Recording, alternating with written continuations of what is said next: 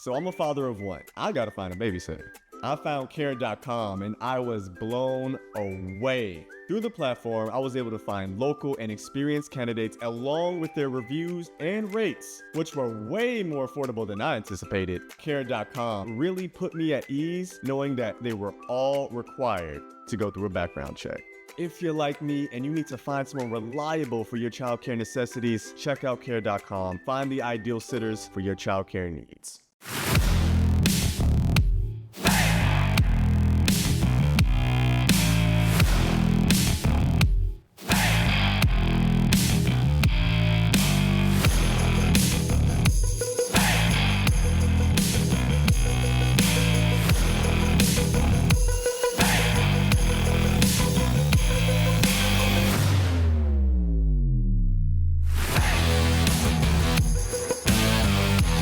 Welcome in here to the 10 of 12 podcast. I am your host, Ryan Gilbert. Today here on the show, we are going to be going through and recapping that one lonely game we had this past weekend in the Big 12 Conference. Of course, that was Oklahoma State and Tulsa. 16-7 was the final down there in Stillwater. It wasn't pretty. Spencer Sanders goes out for a majority of that game. He should be back soon, so there is optimism there if you're a Cowboys fan, but it wins a win. It wasn't pretty, but they do get it done, something that K-State, Iowa State, and KU something that they're not able to say after their first non-con game. So win's a win. It wasn't pretty, but give the Cowboys credit. Cody Nagle from GoPokes.com will be joining the show. He'll be talking about that game with us, as well as a little preview of the upcoming game against West Virginia as well. We'll also be going into Week 4 here of the college football season, kind of previewing each game we've got coming up in the Big 12 Conference. K-State is on the road at Oklahoma. Iowa State is on the road at TCU, as the Horned Frogs are hopeful to finally fingers crossed, get their season underway after some COVID, concerns down there in Fort Worth. Texas goes on the road at Texas Tech. West Virginia on the road at Oklahoma State. Cody will also be talking about that one with us too. And then you've got KU on the road at Baylor, and the same thing goes for the Bears. That went with TCU. Their hopeful optimism is just to play some football there, as Baylor was set to go against Houston last weekend, but that one was postponed due to COVID-19 concerns. But before we get into it here on the show, real quick here, follow us on Twitter at 10 of 12 podcast. Stay up to date with everything going on around the league with the latest updates and predictions, scores, highlights, everything is there on Twitter at 10 of 12 podcast. Be sure to hit the follow button there on Twitter. But without further ado, let's go ahead and bring in Cody Nagle from GoPokes.com. Cody, how's it going today, man? Doing good. How are you, Ryan? I'm doing good. Thank you so much for joining us here. Getting right into it. Spencer Sanders, we'll start it off there. How's he doing here with that injury? What's the update you got for us? Yeah, so it's being reported as a high ankle sprain for Sanders. I guess Gundy said this morning during his weekly press conference that it isn't serious. He said Sanders is in a boot for now, and they'll test it out later in this week, probably Wednesday or Tuesday, and update a status later in the week and see how he feels and whether or not he'll be ready to go on Saturday against West Virginia. Moving forward here, Bullock and Illingworth were kind of splitting duties there at quarterback. Illingworth did kind of take over there. Do you think Illingworth is the man? If Sanders misses a significant amount of time, do you think he's kind of got the nod here? Yeah, I do think that it'll be Illingworth. That's really not typical for Gundy to go with the true freshman. He's normally gone with the quarterback that has the most college experience. Bullock came from the junior college transfer from City College of San Francisco. So I think that's why he, got the second string snaps there. But, obviously the offense wasn't really working with Bullock. So they went with Illingworth. Another interesting thing is, Illingworth was an early enrollee. So he, was supposed to get the spring camp snaps and all that. But, that got shut down. And then here this preseason, he was quarantined for 2 weeks because of COVID, the contact tracing. It wasn't necessarily that he had tested positive, but he was, in contact with somebody that did. So he was forced to quarantine for 2 weeks and missed, all that practice time. So, he was, behind on the practice reps. So, for him to come in there, as a third string there in the third quarter and fourth quarter, to finally, spark spark the offense and lead a touchdown drive was pretty impressive. Looking at this game as a whole, wasn't pretty. Win's a win, but it was not the best of games for Oklahoma State. Do you think that was kind of their issue? Do you think that they're not that good this year? I know they're a pretty talented team, but do you think it's kind of that problem, or do you think Tulsa's actually a good team? What do you think it was there? Was it a mixture of the two? You got to give some credit to Tulsa. They're especially shutting down Hubbard. They held him to under 100 yards, and nobody's done that. And I believe it was 11 games that he had rushed for at least 100 yards. But with Spencer Sanders going out, early in the first quarter, that kind of stalled any offensive momentum that they were trying to build. But luckily for the Cowboys, their defense was almost perfect on Saturday. They held Tulsa to 0 for 11 on third down, and were 1 of 4 on fourth down. So in the lone scoring drive for Tulsa, wasn't as much about the mistakes that OSU had, but more of some pretty NFL caliber throws by quarterback Zach Smith. Overall, the Cowboys held the Tulsa offense to 278 yards of offense, and the 7 points was the lowest total for an Oklahoma State defense since week 2 of 2017. So, the defense is going to be pretty impressive this season, returning 10 of 11 starters. But, you're right. It wasn't the start that, Oklahoma State was necessarily looking for, considering that they've got, Big 12 championship aspirations this year. We talked about the defense, and, they're coming back loaded this year. With the offense, though, you can correct me if I'm wrong, but I think, Chuba Hubbard, he's a great talent. We all know that, but I don't know if he can really get it done alone. He's going to need some help. We saw that last year with Wallace and Sanders going out. Do you think that Chuba Hubbard, there's any chance that he could just do it on his own? Because we kind of saw it this last weekend against Tulsa that, if it's just kind of him out there without a quarterback to, they don't have a game plan implemented there, that they're going to struggle with him? Or do you think that Chuba can really get it done if Wallace or Sanders or someone like that just go out for, a significant period of time? I think the biggest key is Oklahoma State's offensive line. Last year they were really good up front. And, they've lost a few starters from that unit, some unexpected departures this offseason with Dylan Galloway retiring just due to injuries throughout his career. And then they had to dismiss two guys from the program this offseason for violation of team rules. So, they've had some unexpected departures there. And, even on Saturday, they had a couple guys go out with injuries. And, they were playing, as Gundy said, they were playing, musical chairs up front, just trying to, pick and place where to put guys. And you could tell that they were struggling. They couldn't get anything going on the in the run game necessarily. And, in pass protection, they allowed 6 sacks, which Tulsa only had 14 all of last year. So, you could tell that they were struggling up front. So, Hubbard's not going to be able to carry this team by himself. As much as people want to hope for that, it's not going to happen. They're going to need to, have a decent passing game and a lot better blocking up front, that's for sure. Definitely. I'm with you on that 100%. I know it's cliche to say this, but with the coronavirus and everything going on, they don't have spring practices. Things aren't normal. Do you think that happens on Saturday? You think it's a 9-point game, and they're losing at halftime? Do you think that really happens if we're in a normal world, or do you think Oklahoma State would have done the same if there was no COVID-19? No, I think if everything was normal and we had a normal spring practice session, spring camp, and summer and all that, I think you would have seen a 20, 30-point win for Oklahoma State. And I think the same goes for, Iowa State and Kansas the week before, or Kansas State the week before. I don't think you necessarily see those upsets in the Big 12 because, these teams aren't necessarily prepared as much as they would have been had we had the regular offseason. I know we touched on it here a little bit, but, overall, does this game kind of change your perspective of this team? But like you just said, it's kind of their first game, getting those jitters out of the way.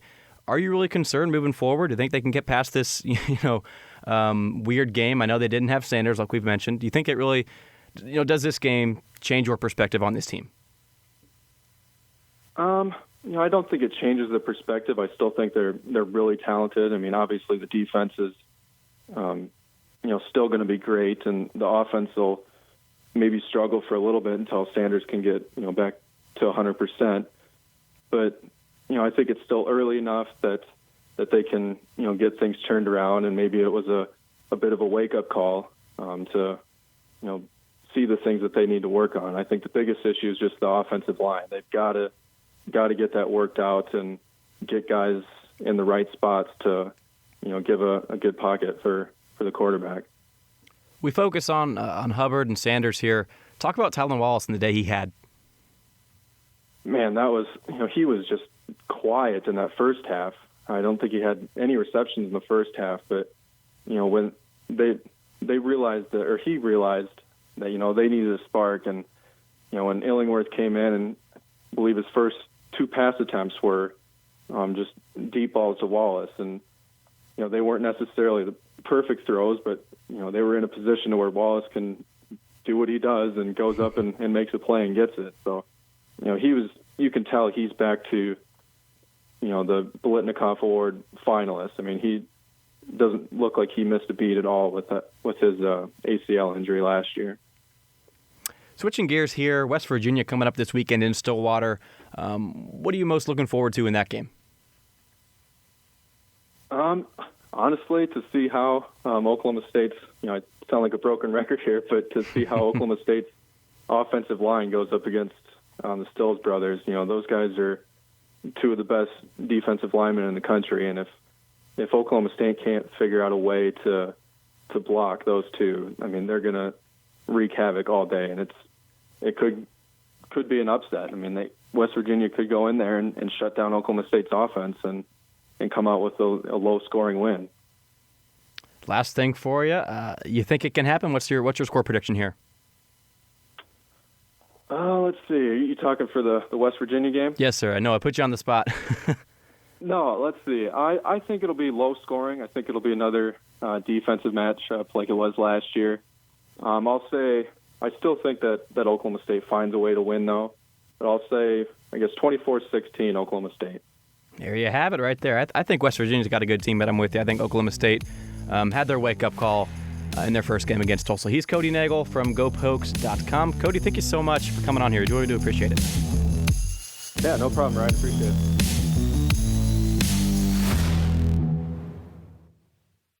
Is your January looking dry? Get some lotion. Get a humidifier. And better yet, get Drizzly, the go-to app for drink delivery. With Drizzly, you can compare prices across local stores to get the best price on a huge selection of drinks perfect for dry January. Every single time. Non-alcoholic wines? Have a look. Ready-made mocktails? Grab a straw and order them up. Beer without the alcohol? Yep, take your pick. You can find all of them here, in the app, in that phone that's in your hand. Could it be any simpler? Nope, not a chance. So shop for great deals on all your dry January beverages or other drinks and get them delivered to your door or blanket fort, maybe. Download the Drizzly app or go to drizzly.com. That's DRIZLY.com. Must be 21 plus, not available in all locations. And don't forget to lotion up your elbows. They're looking a little dry. If you're in the market for investment-worthy bags, watches, and fine jewelry, Rebag is the answer. Rebag is a luxury resale marketplace where each piece is carefully vetted and verified by experts to ensure quality and authenticity. If you're in the market, use Rebag to buy and sell finds from the world's top brands, including Hermes, Chanel, and Cartier. Head to Rebag.com to get 10% off your first purchase with code REBAG10. Shop today at Rebag.com. That's REBAG.com. And use promo code REBAG10 for 10% off your first purchase. Welcome back in here to the 10 of 12 podcast. I am Ryan Gilbert. Week 4 of the college football season in the Big 12 Conference is coming up on Saturday. We've got 5 fun games of football. We've got K-State on the road at Oklahoma. 11 a.m. on Fox is when we will kick off our weekend. We've got Iowa State and TCU in Fort Worth, 12:30 on FS1. Texas on the road at Texas Tech, 2:30 on Fox. We've got West Virginia at Oklahoma State, 2:30 on ABC. And then winding down the night, we've got KU on the road at Baylor, 6:30 on the U. Real quick here before we get into those games, though, Be sure to follow us on Twitter at 10of12podcast. Stay up to date with everything going on around the league. So I think the first game you've got to highlight here, and we talked about it briefly there with Cody, West Virginia and Oklahoma State. I think this is the best game that we've got coming up this weekend, just because it's two pretty good teams. I think West Virginia doesn't get as much as respect that they deserve, and then Oklahoma State. You look at them. I know they played pretty bad last week against Tulsa. That's a good team though. They've got a lot of firepower on that offense. If they can get Sanders back, we don't know necessarily if he will be back, but if they can get him back, that should be a fun game to watch. You look at K-State, Oklahoma. Okay, Oklahoma's going to beat the crap out of them. You look at KU, Baylor. Baylor's going to beat the crap out of them. You look at Texas Tech. Texas is going to beat the crap out of them. I think the only other notable game that can be close, in my mind, and I would love for these teams to prove me wrong, I think TCU and Iowa State can be a pretty good game down there in Fort Worth.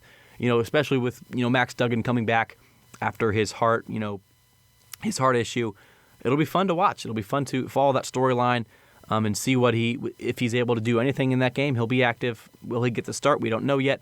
It's early in the week still, but should be a fun game down there in Fort Worth. But this game against West Virginia, Oklahoma State, this is kind of the game of the week, so to speak, in the Big 12 Conference. You've got you've got two different stories here. You've got West Virginia, who's coming off a big win over Eastern Kentucky. I know that's not impressive. That's not even a good team at all, but they still played well. They were prepared in that game. They had a game plan. They executed it. They won big.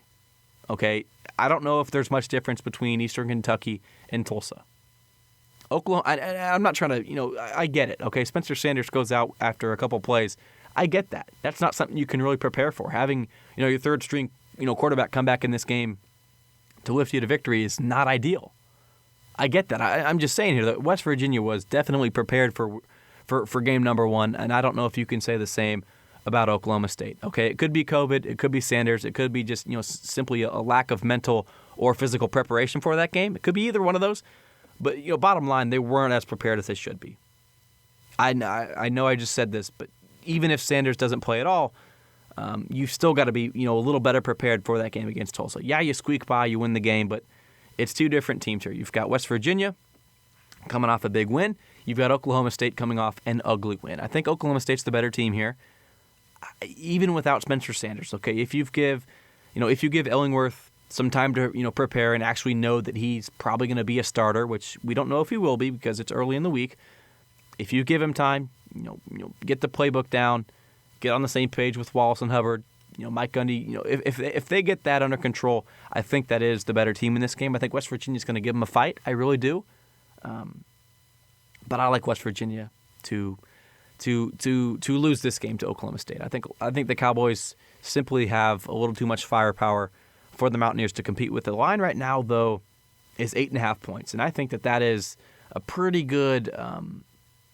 That's a good bet to take if you're a West Virginia fan, or even if you're a betting man.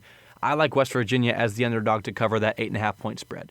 Okay, that can change. You can fluctuate. It's early in the week. I know that. But right now, even if this game is a 2-3 score game, and West Virginia, finds a way to get back into it, they pull a Dallas Cowboys. I'm not saying they're going to win the game, but they can make it closer than it might have looked.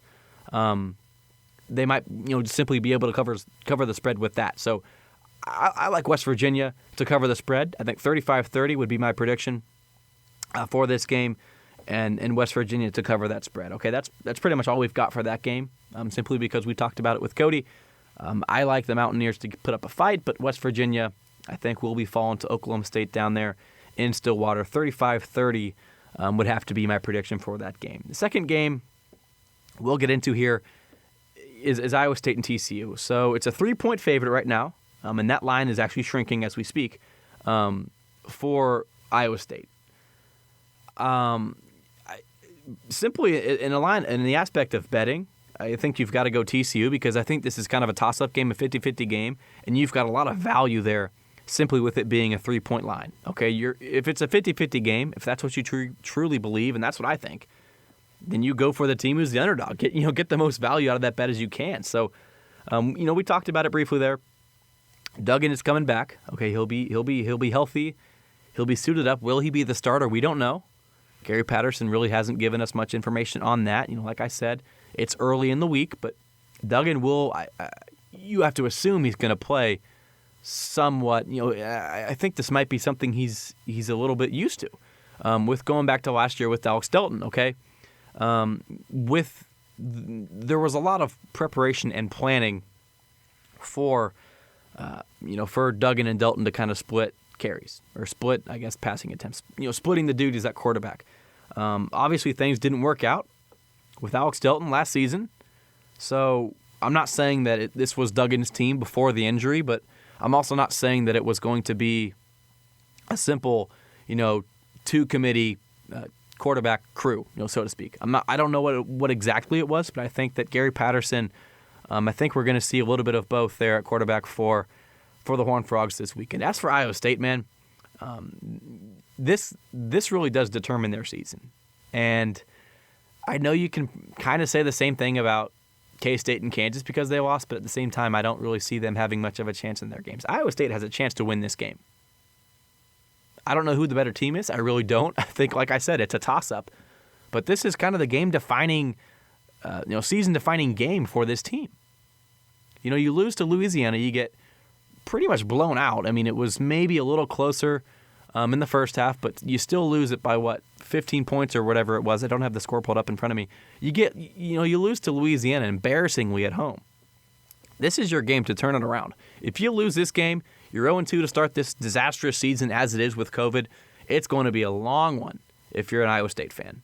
They've got a chance to win this game. You've got a quarterback who's already got a game under his belt in Brock Purdy, and you've got a quarterback, who does not have anything under his belt at all. He came back, Max Duggan, it said a few weeks ago he was back practicing with the team, but there's no live football for TCU, so it's like, this game could easily be a 20, 30-point win for TCU. I wouldn't call you crazy if you said that. On the flip side, I wouldn't call you crazy if you said Iowa State wins it by 20 or 30. Because TCU, I think there's two options here. They're going to come out firing because it's their first game. There's a lot of hype, a lot of emotion. They're going to get it. Or they're just going to crap the bed. It's either one or two options there for TCU. We saw it with K-State, Iowa State, and KU in Game 1. They crapped the bed. Oklahoma State in Game 1, crapped the bed. Texas Tech in Game 1, crapped the bed.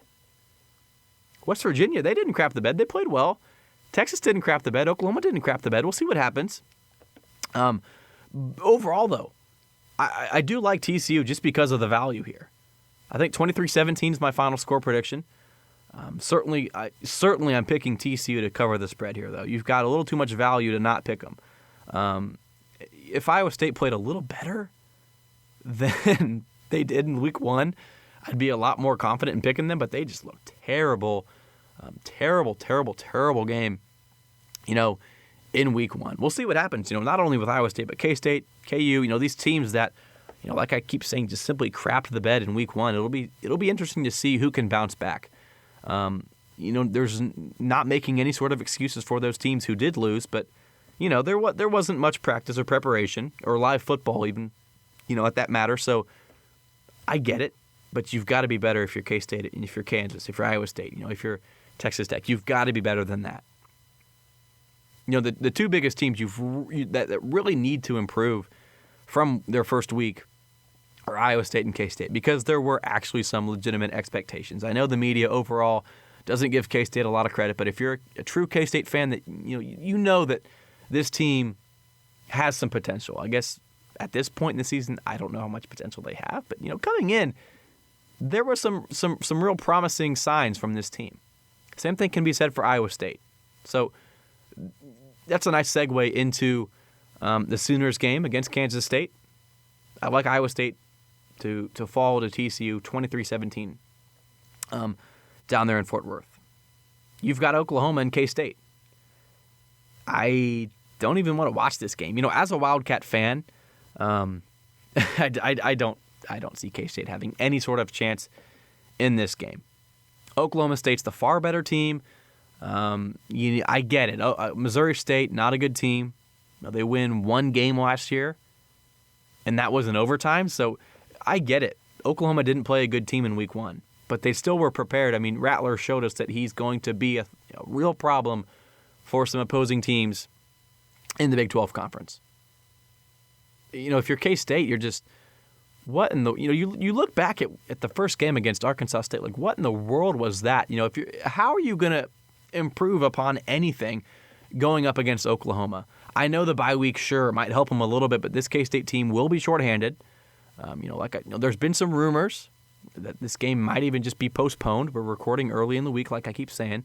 But if it does happen, K-State, I don't see them standing much of a chance. Skylar Thompson, he couldn't get it done against Arkansas State. What makes you think he can get it done against Oklahoma? I know Oklahoma's defense isn't the best, but that's a better team than Arkansas State. So overall, I really don't know what else to say about this game. I really don't. I would love to try to give you some intriguing fact to say that K-State has a chance. We were talking on Wabash Station on Go Powercat. I said that Oklahoma needs to bring back Blake Bell because he last time they played in Norman, I guess it wasn't last time, back in 2012, the Belldozer, as they called him, fumbled on like the 1 yard line and set up K-State for, I guess I wouldn't say set up, but took away a score for Oklahoma. So K-State's done it in the past, 2012, and then I believe it was 2014. The next time they go to Norman, they get the win there. So, Jake Waters and company, they could get it done. Now, I'm not saying that K-State has never beat Oklahoma before. I just don't think they're going to do it right now. Oklahoma's too good. You look back at last year, Oklahoma State losing to K-State. There's going to be a lot of fire in that team. They want that payback. They want that revenge. I don't think K-State really had much energy, much motivation, much enthusiasm, that swagger, that mojo that they need in a conference like the Big 12. They didn't have it last week. And I know it's weird. Without having, a crowd or a limited crowd, K-State had a handful of fans in the stands, but it just doesn't really, I feel for that, okay? If you're Iowa State, K-State, KU, KU had no fans. Same thing with Iowa State, no fans. It's hard to get into the game. It's really hard, mentally to lock in, and get a big part of sports is adrenaline, getting that flowing. Dean Wade here at K-State, his last game he ever played in against Oklahoma, he broke his foot, and they knew it, right after the game ended. They go to the locker room, like, yeah, your career here is done, unfortunately, but Dean Wade played a majority of that game after breaking his foot, and you know why? Adrenaline. It was, Big 12 championship on the line against Oklahoma. And he got, they get it done. They win the game. Adrenaline. Adrenaline is key in sports, and I think a big reason why a lot of these upsets are happening is because these guys, obviously preparation may not be there, but just the emotion that they're lacking with the adrenaline.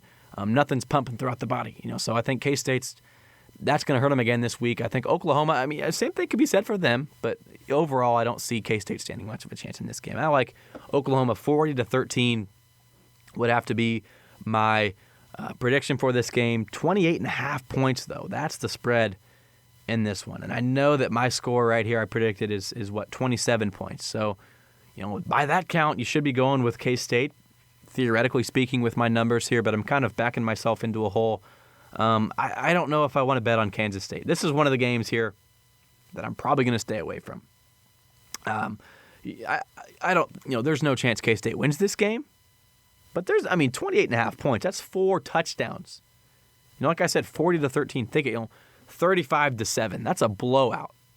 That's an absolute blowout. But they're still going to cover the spread. So, this is a tough one. I'm probably staying away, especially with what's going on with the COVID concerns around Kansas State. I'm going to stay away from this one. I don't like, necessarily one team better than the other as far as the spread goes. But straight up, give me Oklahoma. 11 a.m. on Fox. If you're a K-State fan, you're probably going to be turning that one off before halftime even hits. Next game we'll get into here, Texas on the road at Texas Tech, 2:30 on Fox. Same story here, man. Texas is going to beat Texas Tech. The line right now is 18 points, though, and that seems pretty low to me. Especially if you watched Texas Tech's first game against Houston Baptist Church, A&M Tech, State, County, Community, the team you've never heard of in your life, and they barely squeak by them. It's like, I don't see anything in this Texas Tech team at all. I really don't. Believe me, I'll be the first to say that Texas is overrated. Believe me when I say that. I believe Texas they are overrated this year. They're not a top 10 team. Maybe now without the Big Ten and maybe now, but in a normal world, this is not a top 10 team. So while, yes, I'm skeptical on Texas, I think they definitely have enough to get it done over Texas Tech. Definitely. Texas Tech's not going to be that good this year. Matt Wells, it's year 2 in the program. I think they're still trying to figure things out down there in Lubbock. And I think we're seeing kind of the growing pains here of every second-year head coach. You've got Chris Kleiman, who we were really high on coming into year number 2. And, look what happened in game number 1 of year 2. And I think Bill Snyder probably has a little bit of blame in that. Les Miles really hasn't been able to do anything in week 2. And I get that. He came in, inherited a terrible situation. Not trying to put really any blame on Les Miles. You've got to realize as a KU fan, Les Miles was not brought in to win you that BCS, that college football playoff. That's not why he's there. You bring in Les Miles to get the program back up and running, get some swagger around the team, win some games. You don't even need to make a bowl game. Just revitalize the program. You're not going to do that with Charlie Weiss or Turner Gill or any of these coaches that KU was bringing in. It just wasn't going to happen. So, quite honestly, I like the decision because Les Miles can get the ball rolling. I'm not saying he's going to win you a bowl game, make it to a bowl game, anything like that, but that's why you do that. And here I am getting off track here. Texas Tech, Texas. I'm sorry. That's the game here. Matt Wells, it's year 2. I think he's still struggling. I've never been a fan of Cliff Kingsbury. With Patrick Mahomes, we look at how much talent he had with him and how little success he was able to produce there at Texas Tech. I don't think this is going to be a game. I'll go 31-14 is the final there. Like I said, though, 18 points is the current spread there. So, this one is kind of right on the fence there. I don't know if, 18 points is a lot, but at the same time, it's really not that much when you really think about what happened in game number 1 for each team. Texas played well. They were prepared. As much as I hate to say it, they were very prepared in that game. Tech was not. So I think you got to go. If I'm a betting man, I'm staying away from this one as well. But if you put me up, a gun against my head, said, hey, make a pick, I'll probably have to go with Texas. Because I think that not that they're the far better team, it's that Texas Tech is the far worse team in this matchup. So I'll go Texas 31-14 over the Red Raiders, and I think Texas can cover the spread as well. Even though I'm not that confident, I think they can get it done. Last game here in the Big 12 Conference, KU at Baylor. And if there is one game that I want to take a bet on, it's this one. It's only 16.5 points. I mean, I know I pointed this out last week, and I've been pretty critical of Baylor that they're not going to be that good this year. But still, it's KU. 16.5 points. Give me that all day for the Bears. All day. I mean, as of right now, you've only got to win by 17 points. That's 2 touchdowns and a field goal. I mean, this game's going to be over before it even starts. So Baylor's going to be they're going to be itchy. They're going to be eager to finally get out on the field and play some football. I know that there might be some jitter, some rust. I think Baylor's going to get it done. There's really not much that I can say that needs to be said about this game. I think Baylor is going to cruise to victory. I think you're going to see that with Oklahoma K-State. I think you're going to see that with Texas and Texas Tech. I'd be surprised if any of these 3 games are even remotely close by the fourth quarter. So West Virginia and Oklahoma State, as well as Iowa State and TCU, those are pretty much the only 2 games that I'm actually kind of looking forward to, if we're being quite honest. Every other game is kind of just That's all I've got to say. So overall, it should be a fun weekend of football. Football, this is going to pretty much feel as normal as we've felt in the Big 12 since March 10th, I believe the day was, when we had, going into the day, we had Big 12 basketball, at the Sprint Center, not the T-Mobile Center. And things were normal. We played normal sports. We had normal life. And then, literally during those games, they announced there would be no fans. And then, the morning after, they announced that they're cutting the whole thing. So, this will be the first time in quite some time where I think we'll feel some normalcy. I know we had games a few weeks ago where we had, 7 games going on a Saturday, but those were all against no-name teams. Even though we had 3 losses to Sun Belt teams, it just this is it right here coming up this weekend. We've got Big 12 football, the first time in forever that we've had 5 games all between interconference play. So this should be a lot of fun. I'm looking forward to it. I know I just said I'm not looking forward to 3 of the games, but we've got 11 a.m. until 10 o'clock at night. We've got a full day of football coming up here in the Big 12 Conference. So I do appreciate you tuning in here, whether it's on Go Powercat, whether it's on the original 10 to 12 feed. I appreciate you tuning in. As always, thanks for listening. And this should be a fun weekend in the Big 12. So thank you so much for spending part of your day listening to this episode of the 10 to 12 podcast. With Blue Link Plus, you can access your Hyundai Tucson Limited remotely. Doors unlocked, temperature set, lost car found. There it is. Get complimentary class-leading Blue Link Plus. Call 562-314-4603 for complete details.